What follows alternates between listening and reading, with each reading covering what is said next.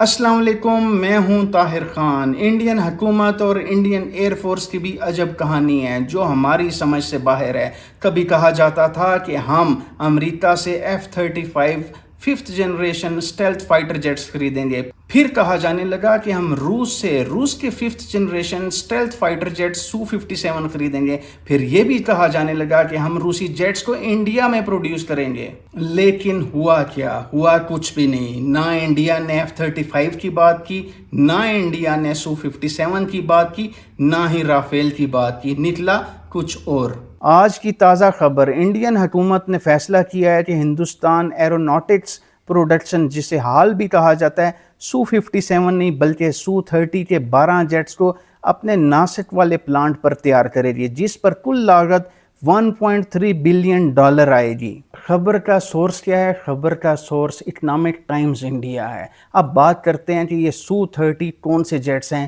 یہ وہ جیٹس ہیں جن کو انڈیا 2002 سے استعمال کر رہا ہے۔ اس وقت انڈیا کے پاس Su-30 کے تقریباً 260 کے قریب جیٹس موجود ہیں۔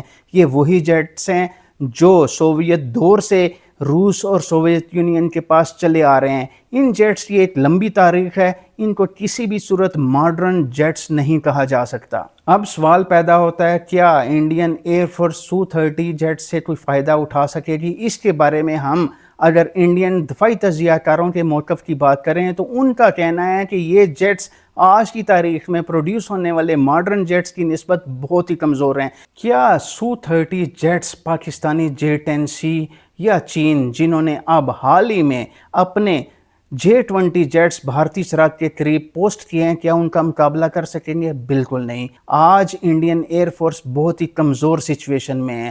یہ بھی ہم کہہ سکتے ہیں کہ انڈین ایئر فورس کے پائلٹس شاید ان جہازوں کو پاکستان یا چین یا ایون بنگلہ دیش کے پاس اگر J-10C آ جاتے ہیں تو ان کے مد مقابل اڑانے سے بھی خوف کھائیں گے۔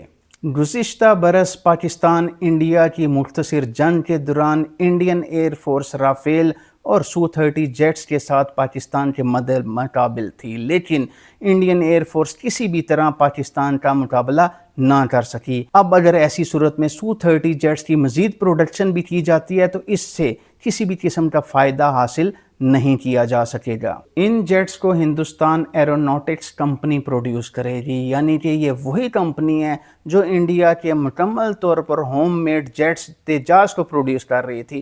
یہ کمپنی تیجاس کی کامیاب فلائٹ کرنے میں آج تک ناکام ہے، تو ایسی صورت میں اگر Su-30 کی ہوم پروڈکشن بھی ہوتی ہے تو وہ بھی کسی قسم کے فائدہ نہیں دے سکے گی۔